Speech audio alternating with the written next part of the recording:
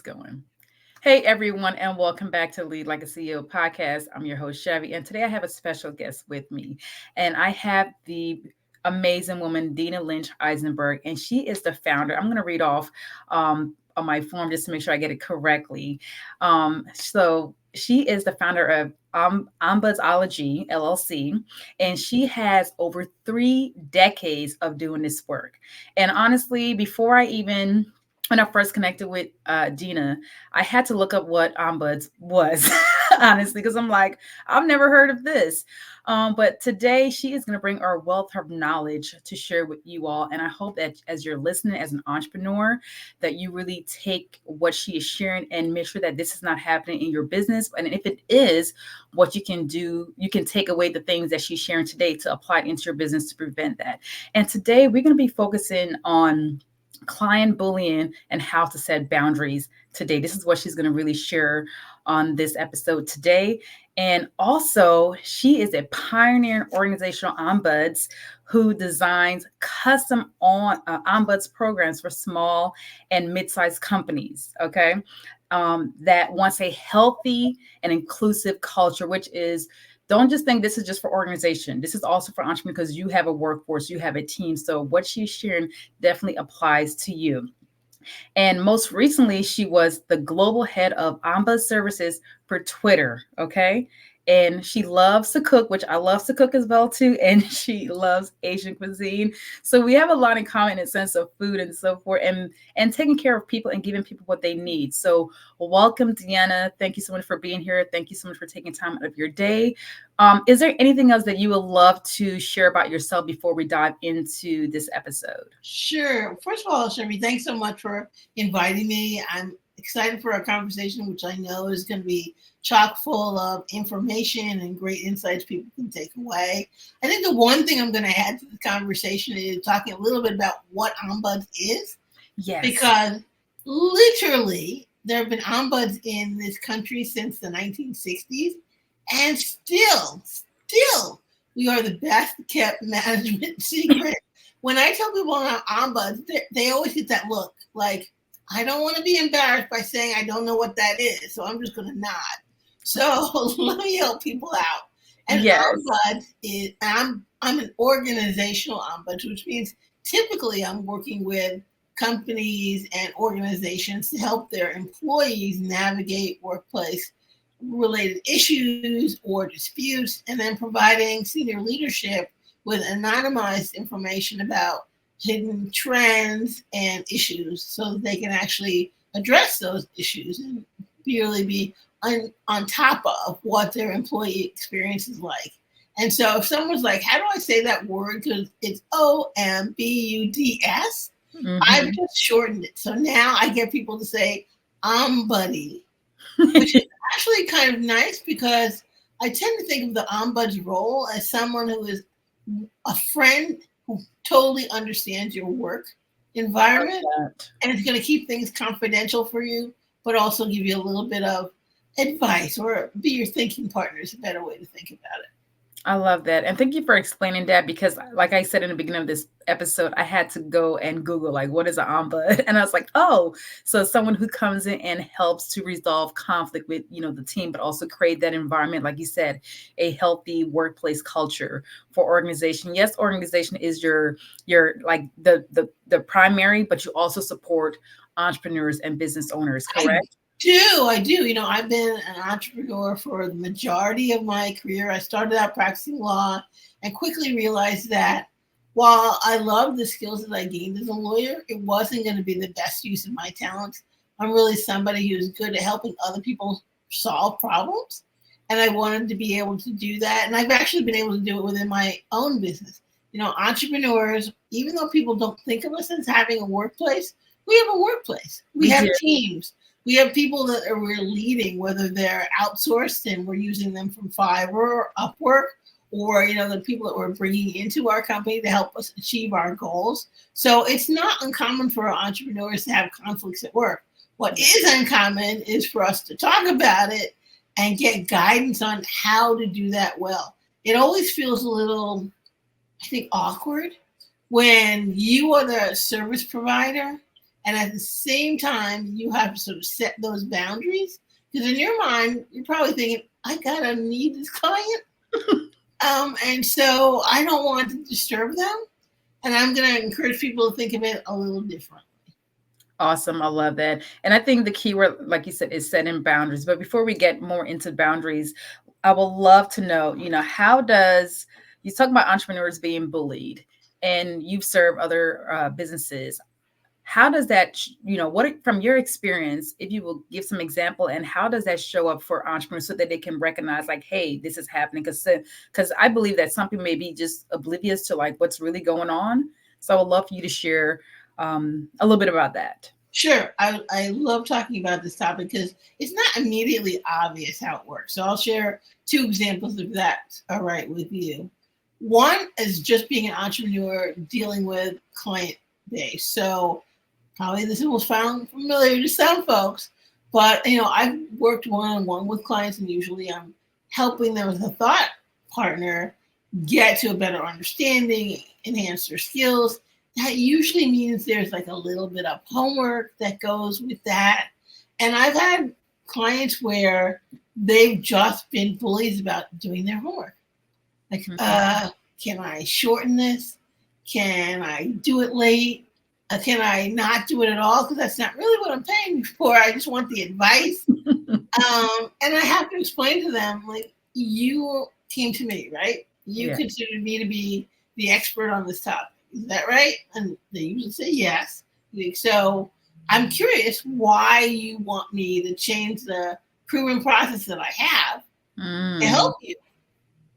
Right? It kind of, without saying, no, I'm not doing that, it gets them to look at like, what makes you think that in this relationship where we should be peers, I'm helping you, that you are going to have more power than me and force me to change my process. Yes. That's not going to happen. And two, did you really want the help? Because again, you want me to change my process that's designed to help you, but you want to do something different. So what are you trying to tell me with that? Right?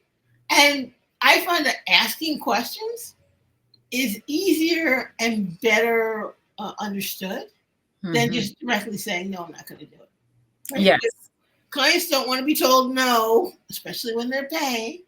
But you have to remind them that they came for your expertise and that they should allow you to give it. And that's hard when you're an entrepreneur, right? Because you're used to running the show, making all the decisions, calling the shots.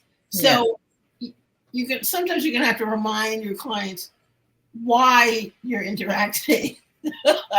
Right? You came for help. I'm going to give you your help. This is how the help comes. Right? Yes. It's not like going to a restaurant where you're like, well, I need a substitution from the substitution. It doesn't work that way. And it doesn't work that way in most restaurants either. And so that's actually another good point for people to recognize is that if you're feeling like I don't have the power, the wherewithal to set this boundary, you can relate it to something else where the boundary is already set. So you could say, use the restaurant example. Just like your favorite restaurant that doesn't accept any substitutions, I have to kind of run my process the way I run my process. If that's fine with you, let's continue. If not, let's figure out what we're going to do next, because maybe this is not a good match for us. Yes. So that's one example when it's a client. The other example is when it's another service provider. So before we get to that one, I would love to just kind of go back to what you shared. And I love the example of how it's a simple example, but so often people or entrepreneurs may overlook like, oh, well, they just asked me to do a small little pivot in my process, so it's okay. But that is a form of like, hey, they're bullying you in a sense, because some people may look at, oh, it's a physical, or they're verbally like telling you, or cursing at you, but it's more like, hey, this is a subtle way of them changing how you do your work. Yep. So, and the thing is, they're not going to get the outcome that your work is promised because you made the change. And then who are they coming to look to about why that didn't happen? You. And what do you have to say? You don't have anything to say. So it's better to just bite the bullet and explain to them and ask questions about why they need to change. That's another point, is that often times people will ask for things in the most convenient way. So Mm, they're asking for that change because it's convenient for them. yes. They have a goal they're trying to get to, but they ask for the most convenient way. I want to know why do you need that? Because I want to get to that real goal, thing they're trying to accomplish, and then figure out, oh, is there another way that I can do that that's going to work for me? That's Yes. going to be convenient for me to do it, not the way that they want me to do it. Yes. No, I love that. So continue. And I do have another follow-up question, but I'll wait until you're done with this second Cool. example. The second example is really about when you're working with other service providers, right?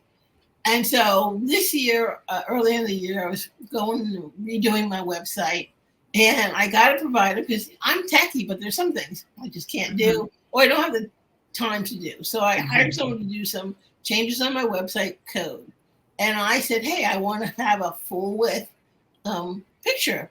And I don't know how many times I said it. Must have been like 5 or 6. And the provider was like, "No, you need to do it this way." And I'm like, okay. But here's what I'm trying to accomplish. And what I really found out over the course of discussing is that they didn't know how to do it the way I Mm. wanted to do it. And so it was like she was just pressuring me to follow the course she wanted. And normally I'm like, sure, you're the expert. Let's Yes. do it that way because I hired you because I don't know and you know better than I. But this is one of those very rare times when I'm like, I need to have it my way. And she wasn't open to, discussing. She wasn't open for me to share it with her. Okay, my ultimate goal is I want my site to look more modern. Yes. There's so many more ways that she could have gone with that and satisfied me. But she just, refused. And on top of that, she kind of insulted me. She's like, "You're disorganized. You don't know what you want. Why can't you Oh, see wow. So ways?" she's projecting her inability to execute on a specific task onto you. Now it's like, oh, I'm going to blame you, the client or the other service provider, for work that I can't execute on that you're paying me for. That's Wow. right. That's right. And so that really threw me for a loop because I'm not used to that. Yeah. So we Wow. had to have a kind of mini mediation between the two of us and talk about the fact that this is not how I do my business. I would never call somebody out on how they do their business. So I'm not certain how you got to that point and name call it, but that's not how I work. And I was like, we're kind of done. Project's not finished, but I can't continue with you. And Wow. so, when I'm working with other providers, I want to be working on their process, but I also Yeah, want them to meet my end goal. And if that means we have to negotiate how that happens, that's what we should do. Right? exactly. Yes. Now I love those two examples. So when it comes to entrepreneurs and in the sense of the question that I asked, like entrepreneurs, do get bullied. How do they come to you? What are they saying? Because I want to make sure that the audience, as they're listening, that they can recognize, oh, this is happening in my business, and I may need to reach out to Dina to get some support. Yeah.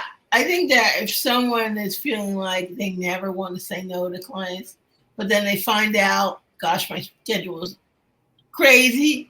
I don't have a minute to actually do the work because I've been afraid to set a boundary about my Mhm. time, and people have just run over me. And it feels like you never stop working. You probably experienced that. I've experienced that. The late nights because I'm rushing to finish the project for somebody. That's when you have to really think about, did I make it clear to them what it looks like when we work together? And most of us don't. We're just getting excited to be working with people. So we don't spend a lot of time on the upfront part, Yeah. explaining what the process is going to be, how long it's going to take, what the expectations are for the other person. And so we really have to get good at that. So if you're someone who feels like, hey, I don't quite have that, working with me to sort of create a standard statement that you're going to say pretty much up front so that people get it is a good thing to have. If you're somebody who has, how can we say this nicely? Hot temper. As my grandmother used to say, you don't take any tea for the fever. Mm. If you're that kind of entrepreneur, you already know that sometimes you're blowing your business up by the way you behave. Yes. You probably don't like that. And so sitting down with someone just to talk out, what are those triggers? Because we all have triggers. What are the triggers that are going to make me act in a way that's unbecoming for my business? And once I understand the triggers, like, what can I do to reverse that or change it so that I'm not getting triggered all the time? And maybe that means there's a certain kind of client that you're not going to take because you just know, it's going to be bad from the beginning. Yes. Maybe it means I just need to get more training. So I always recommend that entrepreneurs do mediation training. And they're like, what? I'm like, yes, you should do mediation training. And here's why.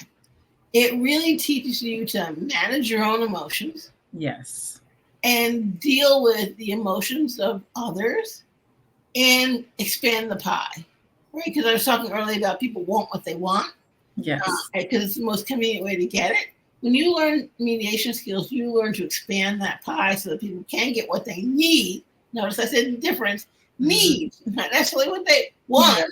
Yes. You can expand the pie so they get what they need, and then they feel like they got what they want. So taking mediation training, if you're kind of a hot temper, or even if you're someone who likes to avoid conflict altogether, is a great thing because it will build your confidence and your vocabulary for conflict. Right? There's certain things we say as conflict resolvers that make it easier. You'll get better at asking questions. The quality of the questions we ask really make significant difference in the experience that we have and that our clients have. When you're asking the right questions, life gets easier. It does. And that's in all aspect. And I just want to kind of piggyback what you shared in the sense of mediation. And this, I agree with you. It should be for all entrepreneurs. When I was, served in the military, I did it for 22 plus years.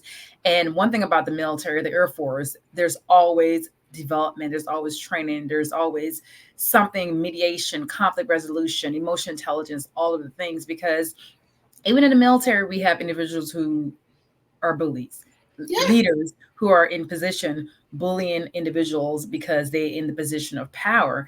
And sometimes you have the lower, ranks who are, been in for 10, 15 years, and you have a brand new officer lieutenant who is in charge, but they don't have the experience. So now you have them, the senior leader is bullying this officer who is outranked them in the sense of title and rank, but not in experience. And even for me, during my time in the military, I remember this individual, white male of experience. And I had got to this new location, and automatically it was the young leaders were like, Sergeant, so-and-so, like, to me, like, this is what's going on, this person.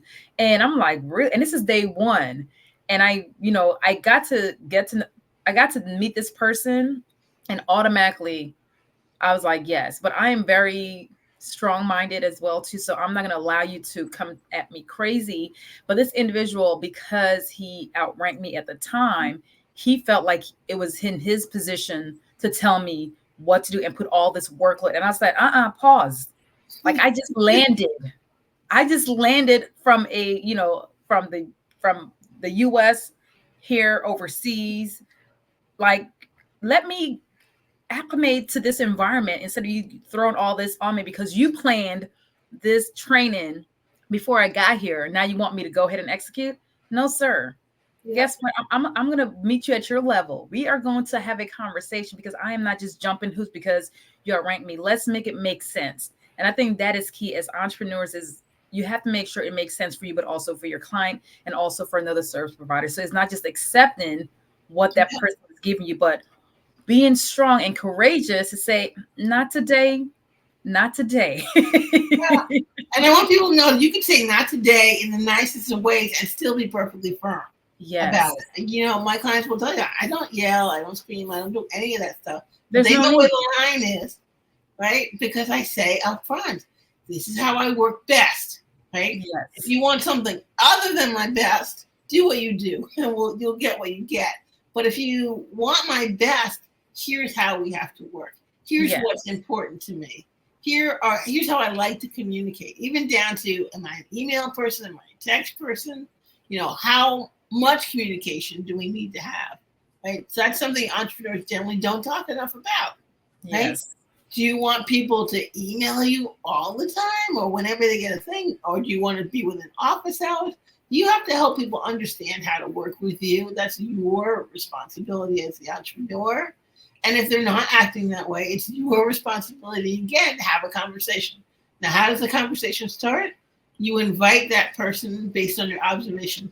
Hey, I noticed that you tend to email me Friday at 4:30 for a particular task that we probably could have talked about earlier in the week.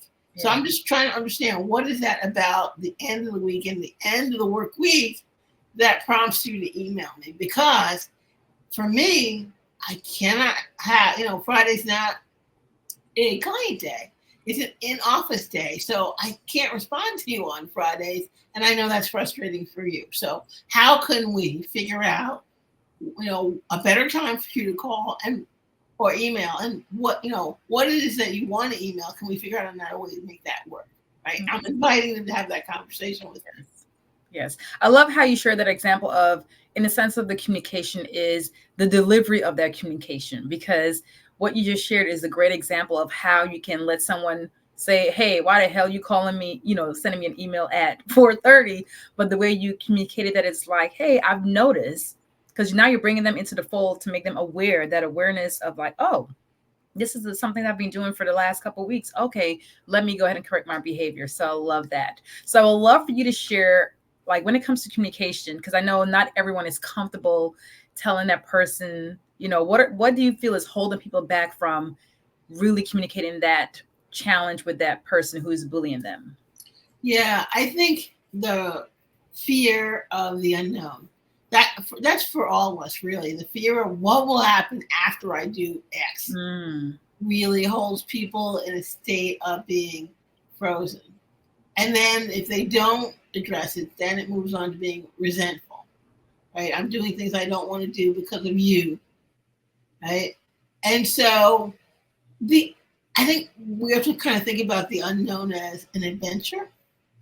But you can only think of it that way when you feel like you have the tools to meet the adventure, right? So if you and I were going on a hike and I was wearing flip-flops, I would not be very prepared for that hike, right? I would have trouble getting up the mountain and doing all kinds of things, right? People have to be prepared to have that conversation. So you have to feel like I have the right to say what I'm going to say and run my business the way I'm going to run it.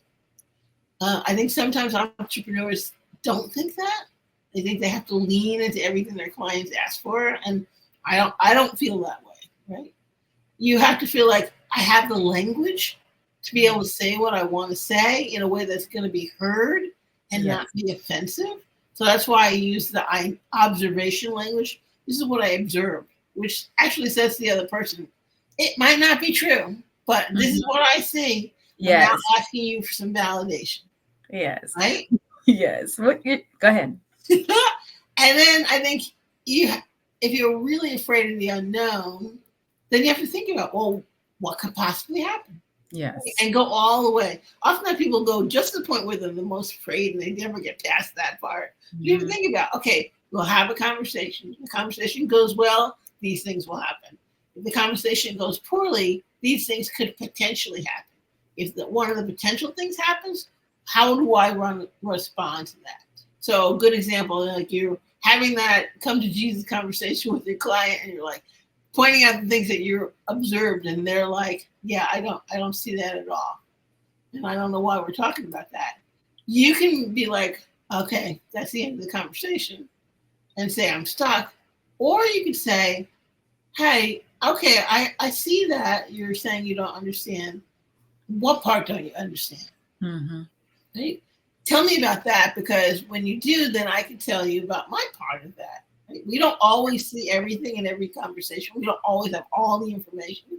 So just asking, well, what part about that don't you understand? What word do we need to define so we both get it? Right? And that's kind of an interesting point because we all define things differently. Like respect, we do. Right? I'm sure that you and I have a similar idea about what respect looks like, but it's also a little bit different. Right? So if you're talking to clients and you're using words that you have a clear definition for, you might want to say, I use this word and I think it means this. But I'm curious, when you hear that word, what does it mean to you? Right? So you're Exactly. eliminating those unknowns. And with the vibe of, we're going to work this out. And the vibe is the most important thing. Right? Exactly. If Exactly. you don't think it's going to work out, guess what? Release. It is not going to work out. Release the client. Yeah. You have to think it's going to work out. I always think it's always going to work out. Right? Yes.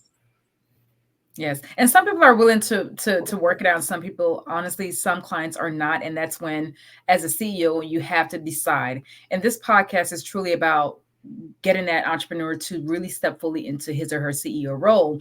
So when it comes to your services and what you do, how does that impact the CEO to elevate his or her business, to run it effectively as a CEO because of being bullied by a client or another business owner? Yeah, I think CEOs are pretty special.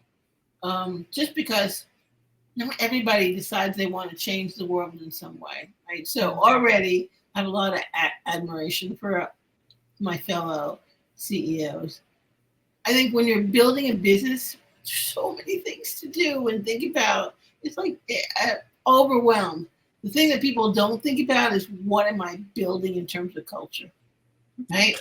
Typically, say that again, because I don't think, especially in like you're in the corporate space, I've been in the corporate space for 22 years in the military. So we understand culture, what great culture looks like and what bad culture looks like.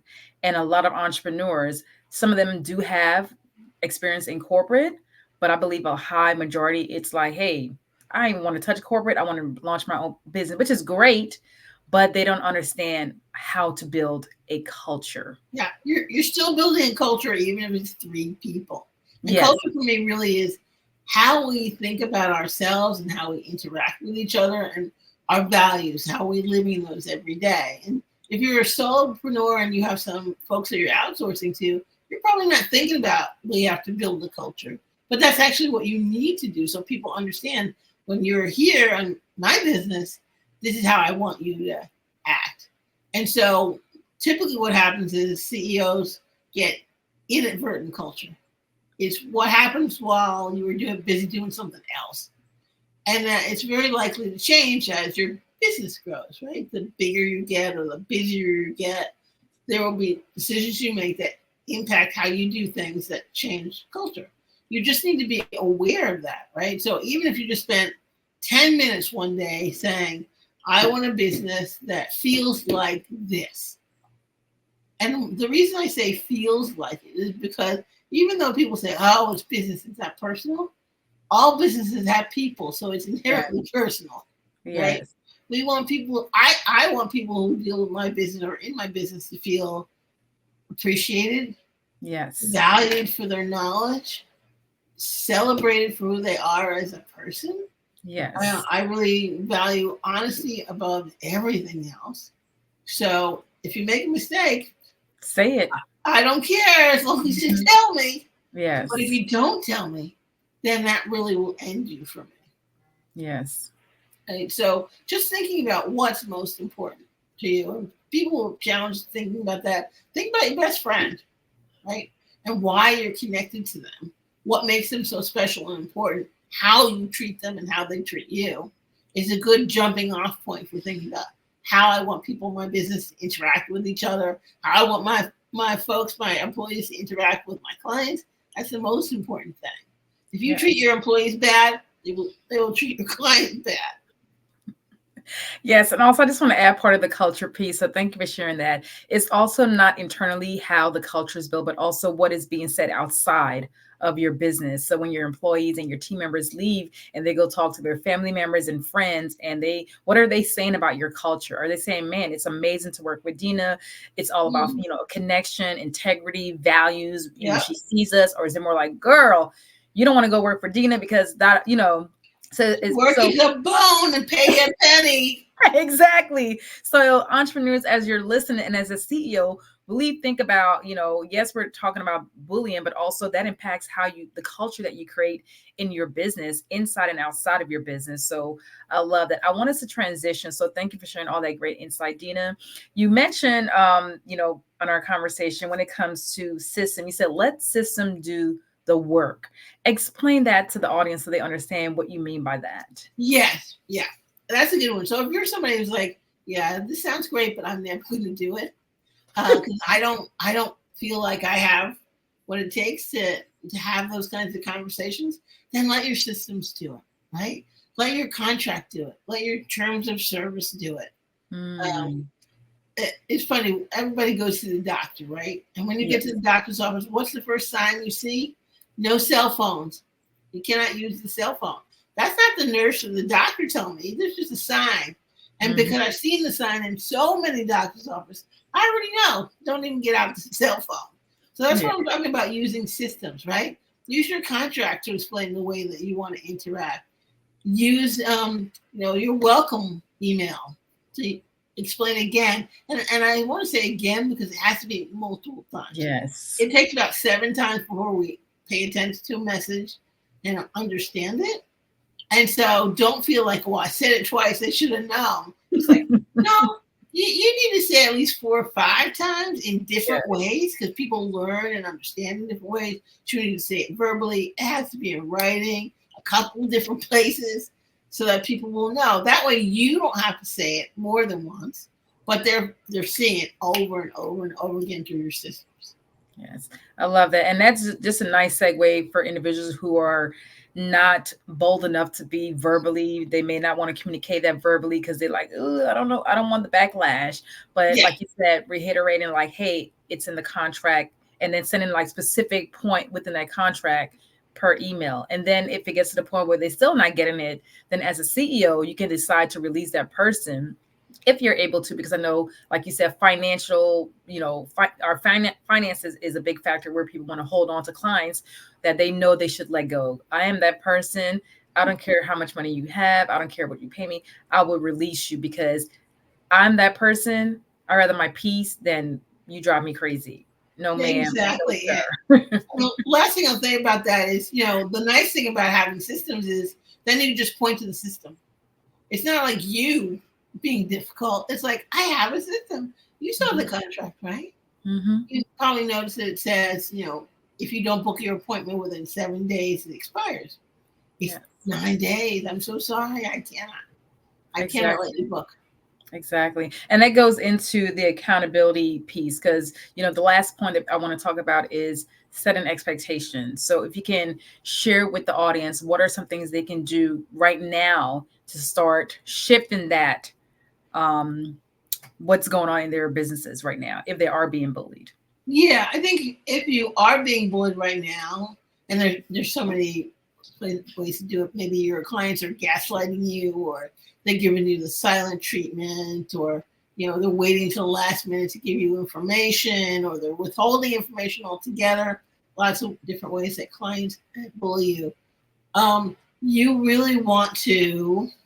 I just had a little brain fart. It's okay. It happens because Yes, I was thinking ahead, and I try to do that. It's like I try to think and talk separately.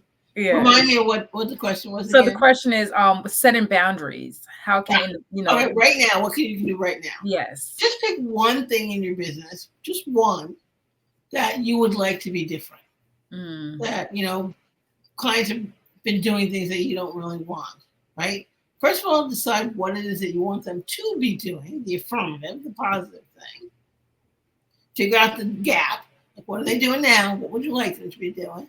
And then start thinking, well, how can I positively influence them to start mm, doing the things I want to do? yes. Right? So I'll use a kind of silly example, but if you wanted your clients to pay their bills in 30 days, do net 30, and you're working with clients who's 60, 45, 90 days, and you're just like, I cannot deal with that anymore. I need my money. You Yes. might decide, okay, we're going to change our systems, right? We're now going to put in all our contracts that, it's net 30, and we're going to incent. So, hey, if you pay inside net 30, I might give you 3% off, Mm. right? So it's you saying, here's the rule, please follow the rule. Most people will follow the rule. But if you're the kind of person who's not going to follow the rule, let me just give you this 3% to encourage you to follow the rule, Yes. right? Oh, yes. Hmm. Did you did you want to add anything else? Because I had another follow-up question. Follow up question. Okay, so thank you for that. So what you're saying is, as an entrepreneur, setting boundaries, start with one thing. Identify what that one thing is for you in your business, and start working there, and then add on. What if someone is already in that position right now where there's no boundaries? How can he or she goes?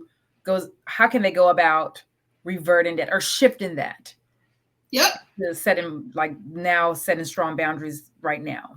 Yeah, I think you can always go to someone and say, hey, I would love to have a conversation about how our work relationship is going.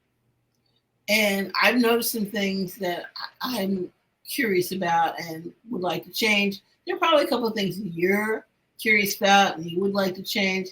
How about we sit down for 30 minutes and just talk about those things with the goal of making a stronger working relationship between us, which ultimately will benefit you by getting a better outcome. Just inviting them to that conversation and then not necessarily having expectations about outcome, because this is an exploration conversation. I want to understand what they're thinking about our relationship, what might be troubling for them first, right? Seek first to understand, then be understood. So I want to understand what's going on for them. Then I want to share, well, okay, I get that. And, not but, and here's what I'm thinking about. I need you to do these kinds of things. Can we figure out a way to get all of our needs met? Yes. Right? Inviting people to collaborate, which seems scary, right? Because you don't know what they're going to say. But most people want things to go well. Yes, they do. They do. Okay, I have a quick example. I remember I was in the UK, and this is my military time, and I had just transitioned into this lodging operation where I was the superintendent, but we also have civilians working as well too, which excuse me, it's like one, we have a military, but also we have civilians performing. And this was a young lady who had taken over the role as the civilian leader because their manager moved and went somewhere else, and they didn't have anyone hired yet. And this individual, sometimes people may feel like you're coming in their territory to take over. And I am very more collaborative. I am like, let's work together, let's make this happen. But I'm that person.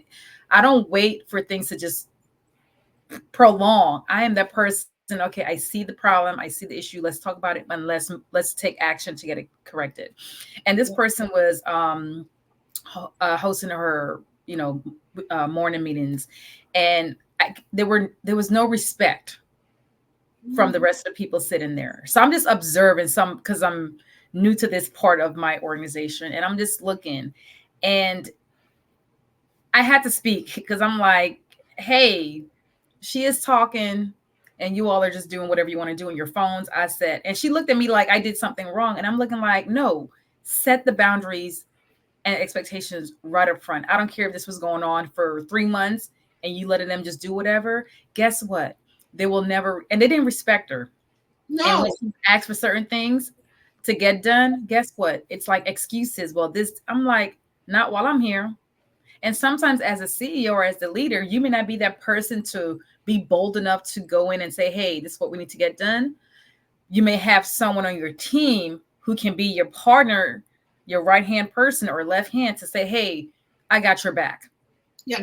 Let's go into this together, collaborate, and let's have this conversation with whomever we need to have this conversation with, because setting boundaries has to be in place. Because as CEOs, leading as a CEO, you have to set strong boundaries. You can't let team members or clients or anyone come in and run your business as if they're the CEO, unless you hire them to be in that role, because you're going to do other things. So I just wanted to share that.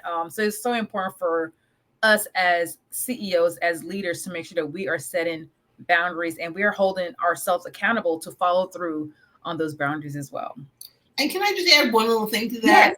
It's the thing that I think people struggle with, because when you and I know what boundaries are, and we've been just throwing that term around, but I realize I should define it because some folks don't know. When I say boundaries, sometimes clients think that means what I'm going to do to the other person if you do that thing again. Mm. And that's not what the boundary means. Setting boundaries is about what you are going to do in the face of people doing whatever they're going to do. So you might decide, if you're going to be the kind of client that calls me the last minute, I can't necessarily change your behavior. I can explain why it doesn't work as well, why you get a poor outcome. But if you're not going to change, you're not going to change. Yes. What I can tell you is, if you continue to do that and give me work at the last minute, here's what I will need to do. I will need to reject that work and not take it on. And I will be sorry about that, because I can be firm and sorry at the same time. But I can't take the work when you give it to me last minute. So you can continue to do that, but now you know what happens when you do that, right? It's what you're going to do, not telling the other person they can't do what they're doing. Oh, yes, exactly. And as you're listening to this podcast, don't just think in the sense of clients, but also think of team members. Yes. Think of partnerships. If you're in business with a partner, make sure that, exactly, make sure that you're not being bullied or taken advantage of from your team members, clients, or your partnership, whoever that person is that is supporting you. Because I have seen it in the military. I took over another section, and this young man, he didn't know where nothing was. He didn't know how to do anything according to him. Yeah, learn how to do this. Sorry, Mac, I don't know how to do that, but I'm that person. Okay, well, guess what, Airman so-and-so, I'm gonna need you to go ahead and do some research, figure it out, and then come back and tell me. Okay, and guess what? He learned how to do a lot of things, but the previous leader allowed this person to just kind of play that role of like, oh, I don't know what I'm doing. I'm young. I'm a young airman. No, sir. If you're here to work and perform this role, guess what? We're going to do this as a team. You're not going to be making this excuse, and then you have other people doing your workload because you want to be lazy. And that goes back to setting boundaries as a CEO, as the leader. So I wanted to share that too as well. Yeah, I love that. I totally appreciate it. If you're working with your teammate, if you're working with others that you're collaborating with, ask questions. Ask them, what do you think about this? What is your feeling? What is your expectation around this? Yes. Particularly when I think about, like, if you're doing what we're doing right now, a podcast, right? When I'm on a podcast, I want to know what the host expects from me. And we talked about that before we started. That's right. That's right. And so, I consider it my responsibility to ask you those questions. So as your CEOs think about it, think that it's your responsibility to ask questions about what other people's expectations are, what their boundaries are, in addition to sharing yours, right? It's a team thing. We both have to understand each other. So you have to ask those questions. And people will be surprised because they're not used to being asked. It will make you stand out a little bit as someone who's much more attuned and mature in your business. So it's worth doing. Yes. No, I love that. And that's a great segue to kind of wrap up this podcast today, which is really focused on, client, they do get bullied, but how to set those boundaries up front to stop it completely. So I would love for you to share maybe one or two takeaways before we close out of what an entrepreneur needs to do moving forward if they're in that position, or if they're not, how they can make sure it doesn't happen to them. Yep. Great segue. I love giving takeaways. I think if you are already in a position with a client or an employee that has behaviors that you don't like, that they're bullying you, I think you have to call that out. And it's hard, but it's worth doing. And you're calling it out in the form of inviting them to a conversation and sharing your observations, right? You're not just saying you're bullying me, not putting up with it. You're saying, this is what I notice is happening. This is the impact of what that is. And I think we need to do something about it. What do you think? Now, they can say no. That's fine. But they already know now that you've invited them to the conversation. You expect things to change. And you can direct the change from that position. Like, okay, you didn't notice, but I noticed, and here's the impact. Here's what we're going to do now. How do you feel about that? Do you need any changes? No? Okay, then my expectation is from now on it's going to be this. If that Exactly. changes, please come tell me.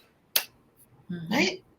If you haven't gotten, thankfully, into a situation where, you know, clients are bullying you or employees are bullying you, start working on your systems. Start thinking about what are the standard questions I'm going to ask people.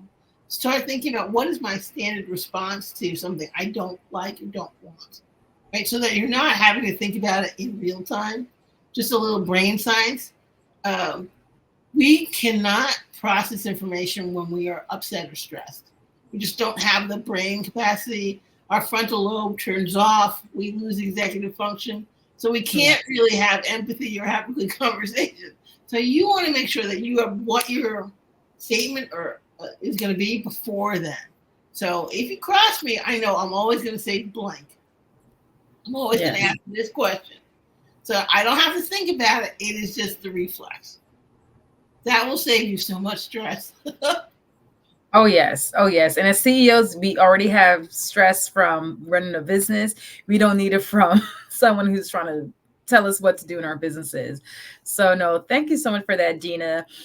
This has been very insightful. And as you are listening, my friends, definitely, hopefully you are able to take a lot of the nuggets that Dina has shared today and even myself.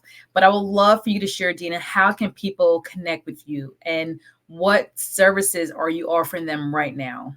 Yes, I would love to connect with folks in your audience who are curious about bullying, workplace bullying, or really want some help sort of setting their own expectations and boundaries and practicing that.